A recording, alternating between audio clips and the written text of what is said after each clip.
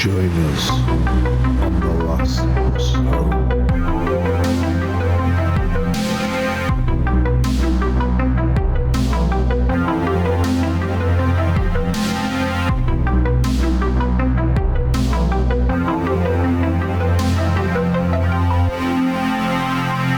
Really no way to live, Lee. You just got to get it sorted.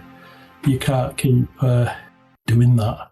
Well, you know, when you're just in the habit, things pass you by. True. But it doesn't make it right. Yeah, you're right, Mr. Wilson. But you know what? Thank you for the life advice, but that's not why you're here. I'm going to go over with you some paranormal, strange, and mysterious weather events. Because it happens. The paranormal Gets everywhere. everywhere. So I'm going to kick us off with quite a famous story. I'm sure a lot of our American listeners will know about this one, but when I was researching through, hella cool, because, you know, if we ignore the scientists, still kind of an unexplained mystery, should we say. Scientists just making up bullshit as they go along. No one ever listens to a scientist. I don't know if you've ever come across before on your paranormal travels the Oakville Blobs. I have. The Oakville Blobs was a bizarre weather incident that happened back in August of 1994 in Oakville, Washington. So it was a mysterious, say, series of events with translucent, gelatinous substances basically just falling from the sky like rain. Oakville is really small. And when I say small, we're talking like 700 people small. And it's a very rainy area. So rain in Oakville, it's no mystery, do you know what I mean? It happens all the time. But when this shit started falling, stuff got weird. So let's go into it. This didn't look like rain, like normal rain. As you got close up to it, there was a few explanations of, you know, it kind of looked like hail, that type of thing. But we're talking gooey material. So it was like blobs of stuff. Gelatinous is the main word that comes to mind. Mm-hmm. So the events unfolded primarily in August of 1994. And as I said, there was a few scattered events, but this was over about 3 weeks. And it was roughly covering an area of about 20 square miles. So reports indicate that approximately 6 separate events of this sort of occurred over that time. But the main and the first and best documented incident was August 7th, 1994.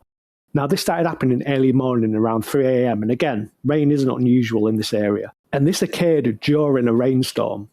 So police officer David Lacey was on patrol with a civilian friend when the substance began falling. He described turning on the windshield wipers, which smeared the material instead of like clearing it like it would rain. But yeah, so when he turned on the windshield to like clear it naturally as it would water, this just smeared and it made his visibility driving difficult. So what they did was they pulled into a gas station and Lacey used his latex gloves to wipe it off. And he described it as very mushy, almost like as if you had jelly for our British listeners, in your hand and you were just mushing it about. So it was really like squidgy. He even said you could pretty much squish it through your fingers. So definitely different to like just pure liquid rain. 5 more reports over the next 3 weeks basically just went on into late August, and the blobs fell during or after rain. So there you go. Sometimes it happened with the rain. Sometimes it happened after the rain. So I'm guessing the rain cleared and then all of a sudden these blobs started dropping. I was thinking like maybe if it was maybe took a different form and liquid like rain made it into jelly. Was it like a crusty or dusty thing beforehand? They're describing it as like rice grain sized, so pretty small. And they were sort of said to be translucent. But when they covered the ground, it almost looked like, do you know, after like a hailstorm where you can tell it's not rain, there's something like settled, basically all over the roofs, the ground, any surfaces. So it kind of like covered the town when it had like the little spat. Residents like Dottie Hearn, who we'll focus on a bit because there's a lot of documentation from her daughter, but she woke to find them everywhere. So Again, she likened the appearance to hailstone on wood piles. It looked like hail lying on the top of a wood box, she said. She said she went over, she touched it, and she knew straight away it wasn't hail. Again, it was like a gelatinous-like material.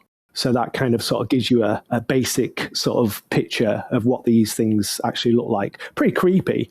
And my first jump would be to, shit, what's the government up to? What kind of crap are they dropping on us now? That might be a theory, so we'll get into a few of those. But it could be a UFO emptying its latrines. Oh, mate, you know that was my number one. So many residents reported flu-like or much worse symptoms shortly after contact or exposure to the blobs.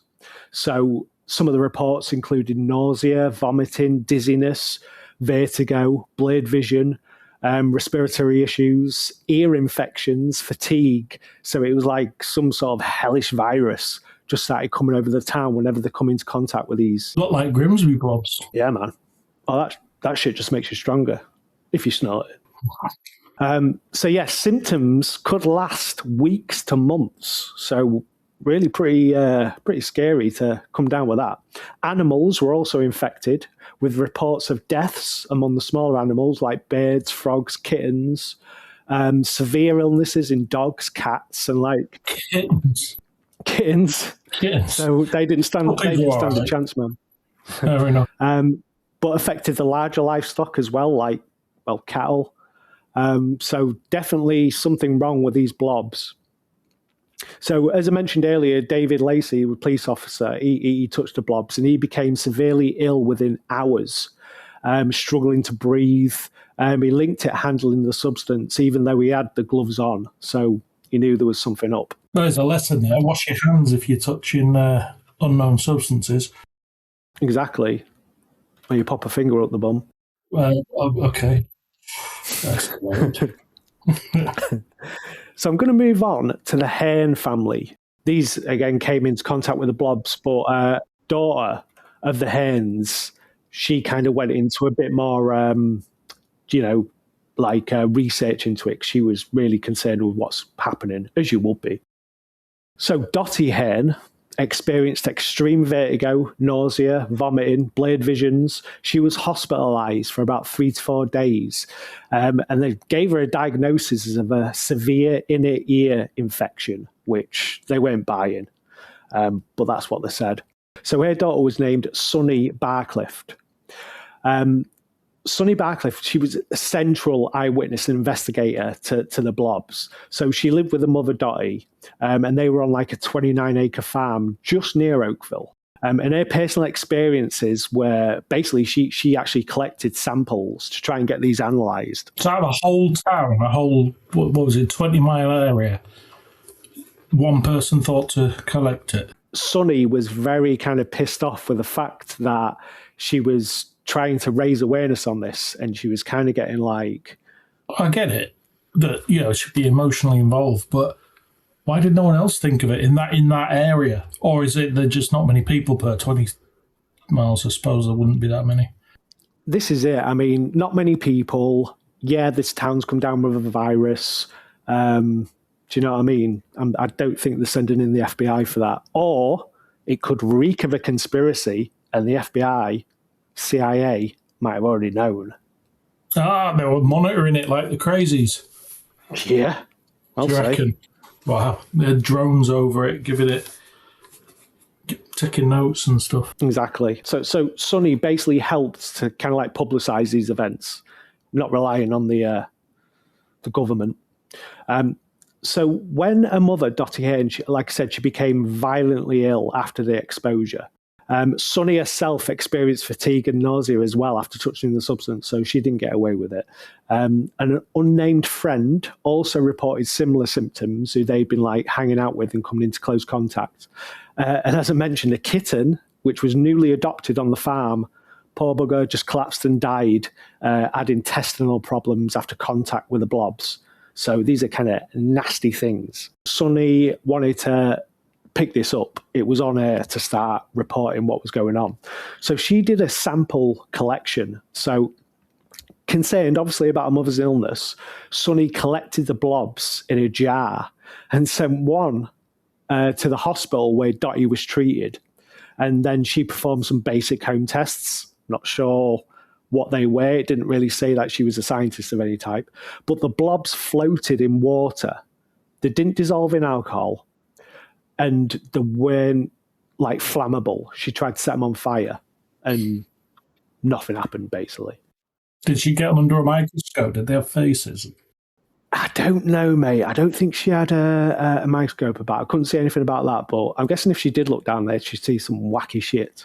But the samples reportedly melted or deteriorated at room temperature. And that was basically what she observed. So kind of some weird findings going on. She sent some to the hospital, and a lab technician reportedly found, and this is pretty freaky, what appeared to be human white blood cells in the blobs. So the sample on the back of this was forwarded to the Washington State Department of Health because it's like, okay, this is some weird shit. We need to get finding about this. So a microbiologist, Mike McDowell at the Department of Health, found it teeming with 2 species of bacteria, including one associated with the human digestive system. So that kind of sparked some rumors. Maybe this shit fell from a plane then. It was just people's poop. But we'll get into that. That's usually blue, though, isn't it? Exactly, mate. And that's what stopped that theory in its tracks. So these went blue. So, yeah, good work. You should wait for some investigative agency. Yeah. CIA. They won't have me. They couldn't afford me. Sorry to say, mate, if you did wait for the CIA, I'm not quite sure I could do a podcast with you because you can't trust the CIA guy. You're also probably not a reptilian, so... That's probably true. Anyway, Mike Osweiler of the Washington State Department of Ecology's Hazardous Materials Unit examined it and found... Another Mike, mate. They're all Mike. Microbiologist. See, Mike is a good name for a microbiologist. Yeah. It is. That's why his parents called him it. I think they wanted him to grow up to be a microbiologist, so they called him Mike. Probably. Mm-hmm. Pretty sure that's what happened. Yeah. But Mike, well, he found hazardous materials, right? In the cells that he was examining, he found once living creatures. But he noticed the cells lacked nuclei, contrasting with the white blood cell claim, as human white cells all have nuclei, apparently. Ain't a scientist. So, yeah, some weird kind of shit going on in these samples, mate. But about a year later... What was this life form that you found then? We got any more info on that? Were there rhinos or... No, it just seemed to be an amalgamation of, like, human cells, animal cells, weird stuff. But let's delve into it a bit further. So, about a year later, Dottie sent a frozen sample to a private lab, and this was a company called Amtest Laboratories. So, microbiologist Tim, this time, not Mike. Oh. Yep, Tim. I bet he sits alone in the microbiologist canteen when all the other Mikes sit at one table and go, "Who the fuck is Tim?" Do you know what I'm saying? He doesn't fit the pattern. So, yeah, he has to go sit on his own. He has to bring his own lunch and sit outside. Yep. Mm-hmm. Saves you right, Tim, dickhead. Exactly. So he reportedly observed, right, and I'll have to get my pronunciations on, a eukaryotic cell. Yeah, I think I got that. Kind of. I know it well. So this suggested it was or had been part of a living organism. Again, doesn't say what type of living organism, human, animal, plant, grey, reptilian, but it was part of a living organism at some point. Sunny was frustrated by the lack of official investigation. She contacted the media. Hospitals didn't really seem that bothered. Local police enforcement themselves were getting ill, so not a lot they could do. But she really couldn't do a lot to kind of draw the attention of anyone, basically. And some kind of dodgy... There was no OnlyFans back then. This is true. They raised awareness through that. Yeah, man. Yeah. And some weird kind of stuff went down as well because reportedly some of the samples disappeared from the labs. One microbiologist claimed superiors said, "Do not ask," when he asked where the samples were. That reeks of a conspiracy to me, mate. Well, I don't know. If he said, like, where are they? And he said, don't ask. Maybe it'd be like, don't ask because I don't know. Could be something like that. It was saving him some time, if any. Don't ask. I spread it on my sandwich at lunch because I ran out of butter. Don't ask because I can't answer. Not because of a conspiracy. I can't answer because I just don't know. I wasn't looking. Well, that's your skeptical brain, mate. Mine goes straight to don't ask, buddy, because you don't want to know the answer because this is some bad stuff. We were just looking at straight up ectoplasm. We'll get into a few theories and explanations. One you mentioned earlier, so military, government, experiment, or aircraft related. So speculation about bombing runs, which did happen about 50 miles offshore, but again, not really this place. Yeah, man. Biological testing, or, as you said, plane waste. But this was ruled out by the FAA because it's dyed blue and there was no blue blobs. And they do try to let it out over the sea, don't they? Yeah. Well, this is what it said, 50 miles offshore. So again, but if you're doing a transcontinental flight, an intercontinental flight, I don't even know what it's called. If you're just going from one part of America to another, you're not going to find any sea to drop your load. This is it. Maybe Oakville's the answer there. I always remember that being quite an actual fear. Do you know, like a hole in the ozone? Also like a lump of frozen shit falling on you from a plane. It's not the coolest way to go out. No. To be fair. Yeah. No, definitely not. But want to tell the grandkids or not. So another theory, star jelly or atmospheric phenomenon. Yes, okay, mate. Star jelly. Gelatinous substances reported historically after meteor storms. So if you ever get like a bit of a meteorite shower or something falls to earth and it breaks up, this could be from like the algae or the slime molds that were kind of like swept up with the meteorite. Sounds a bit wild and a bit reaching, but again, we have to throw these wacky theories in there. We can't just go straight up with reptilians. Another theory, industrial, chemical, sodium polyacrylate, which is a superabsorbent polymer from diapers that have swelled up with rain through eyewitnesses saw it falling. It doesn't really explain the bacteria or illnesses. That's nappies to the rest of the world. Yeah. Those crystals you get inside in nappies. Yeah, soak up all the piss and shit. You know how it goes. I feel we're reaching with a few of these explanations, and I do that in air quotes. Froth, pollen, just basically something terrestrial that appeared after a rain. But again, it doesn't quite explain all the other stuff, like the illnesses and things. And that's where I left it. I left it a mystery. Now, if you really wanted to dig into this, there could be some scientific explanation thrown out about algae and tree stuff. And if you want to go with that, that's up to you. But that's not what we're here for. Yeah, you're chasing phantoms there. Exactly. But if you are going to dig into it, make sure you wear gloves and wash your hands because you might get poorly. Truth. Well, what are you thinking about the Oakville Blobs, mate? Okay, well, I'm fixated on the animal and human cells that are in there. Yeah. So the obvious answer to me is early stages testing of Soylent Green. What is that? That's eating people, essentially. That's can't remember which book it was in, but I think it's in Soylent Green. But it based people being processed into food, into a jelly-like substance. Holy shit. Yeah, we've got to deal with global warming somehow and various catastrophes that are going on. Cost of living's going up, so we're going to have to eat each other. Soylent Green is the way forward. It's either that or intergalactic frog spawn.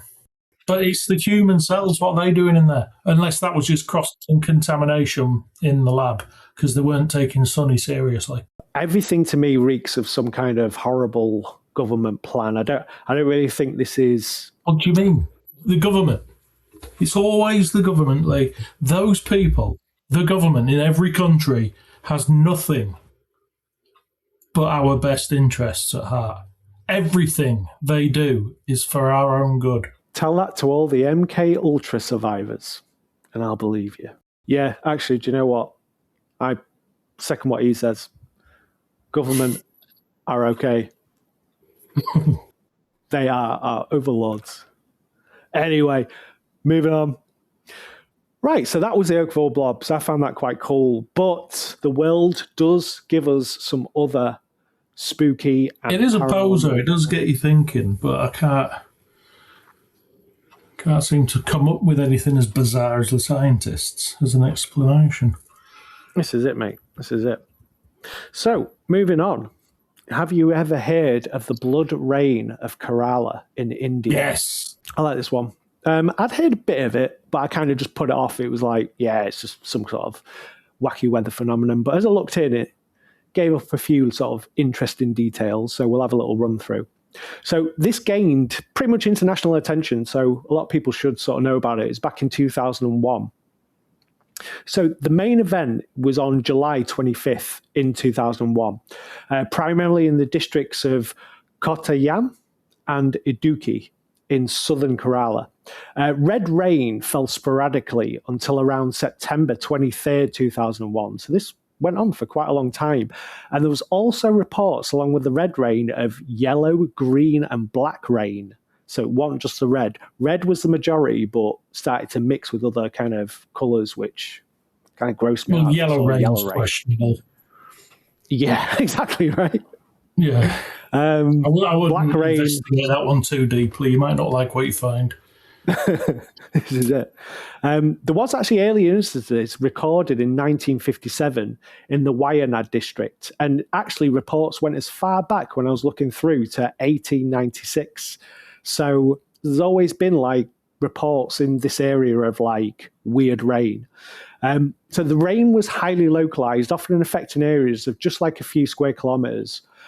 Normal rain as well would fall just meters away from it, and then all of a sudden this rain would be like discolored for whatever reason. And there was nothing overhead. This was literally coming straight down from the clouds.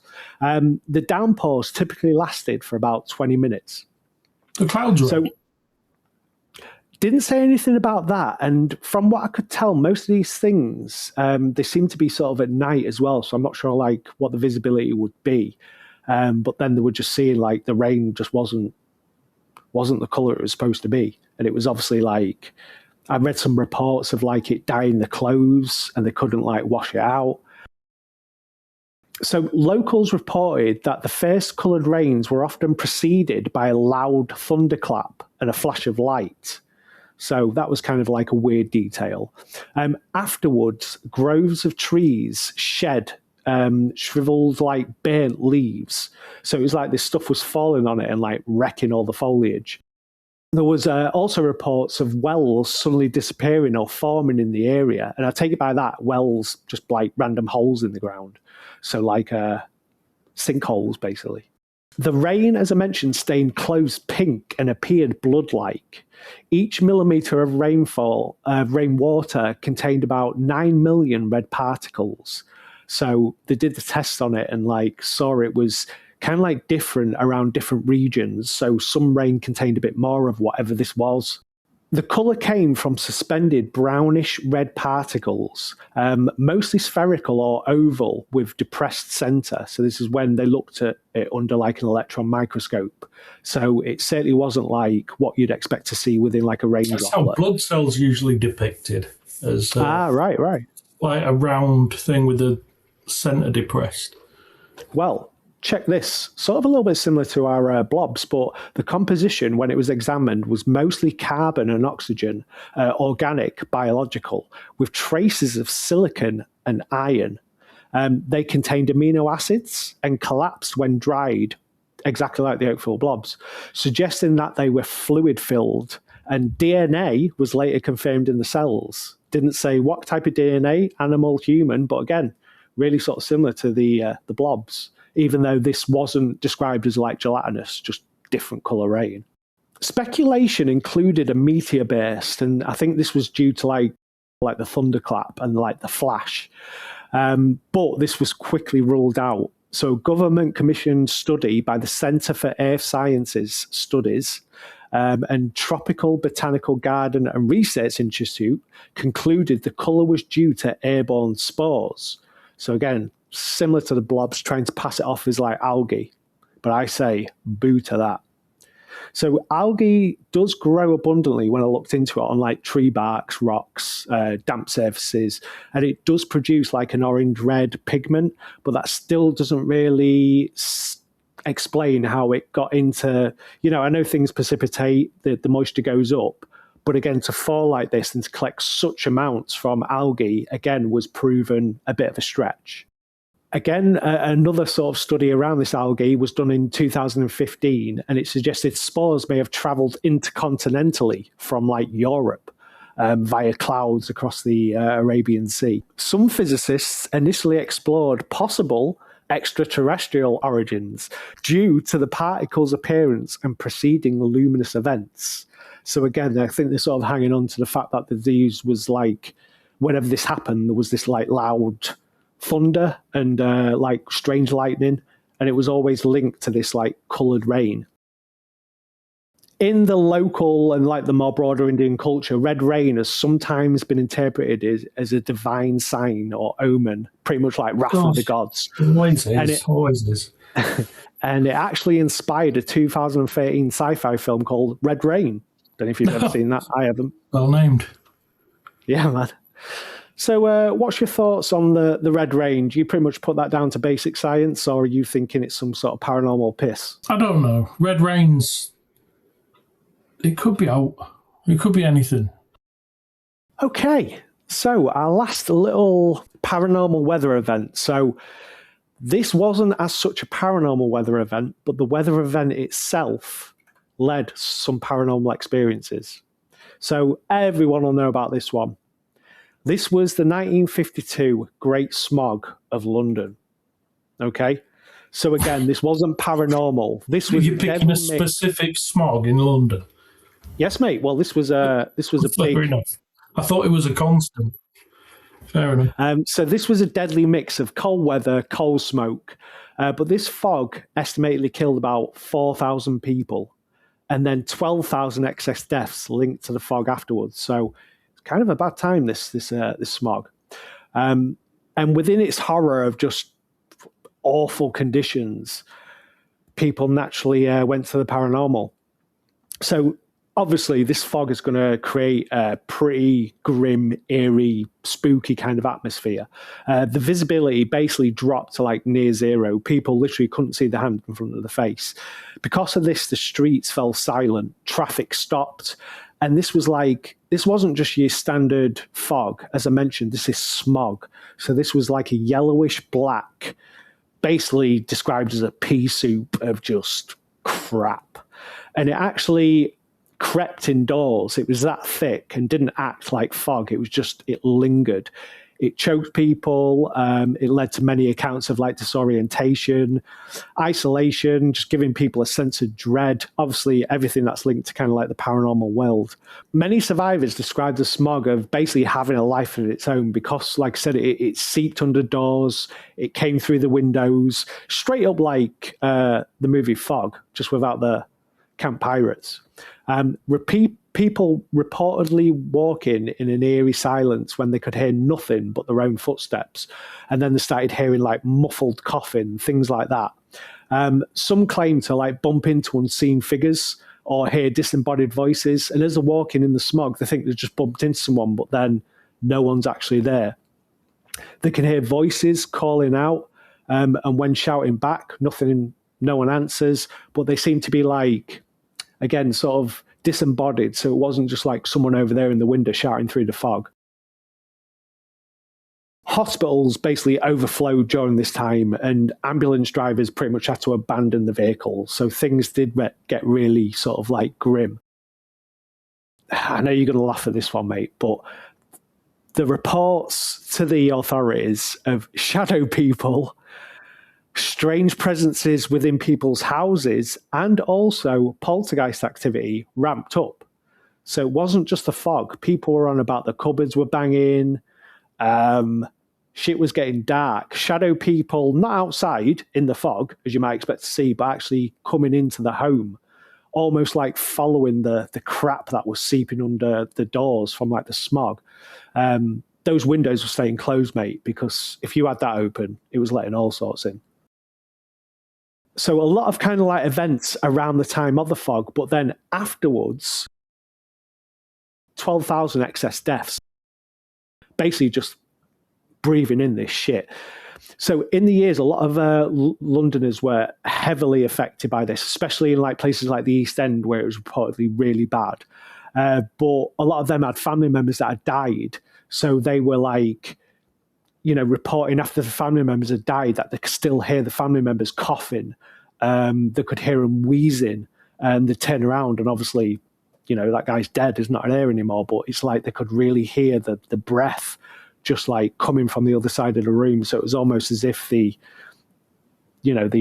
spirits had just stayed there because of such a tragic event.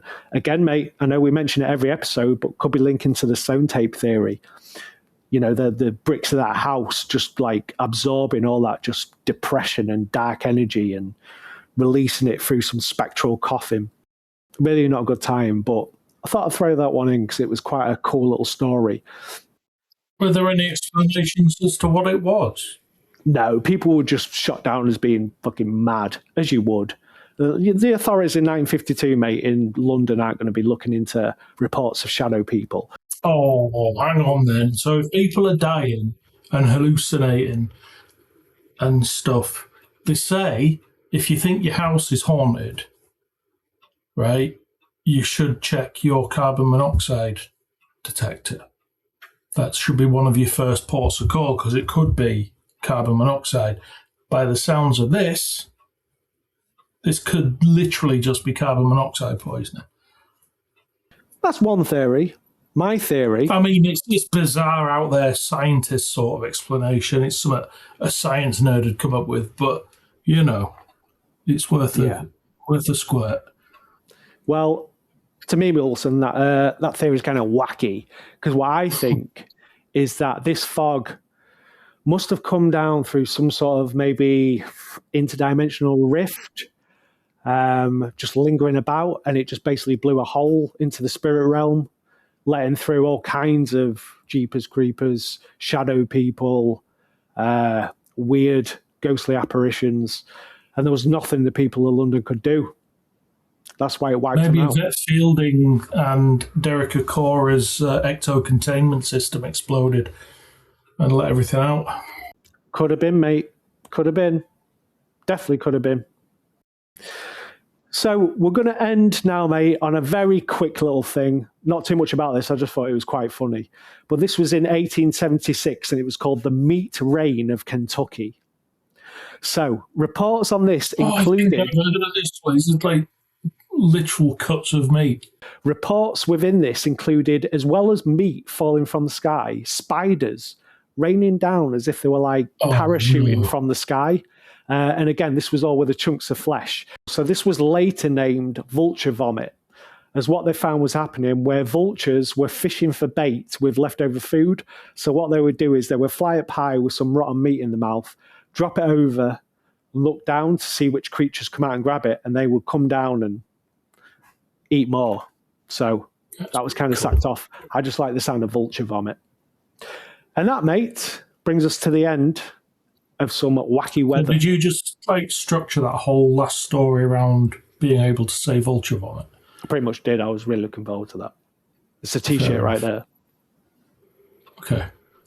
So yes, mate. Well, that brings us to the end of wacky weather.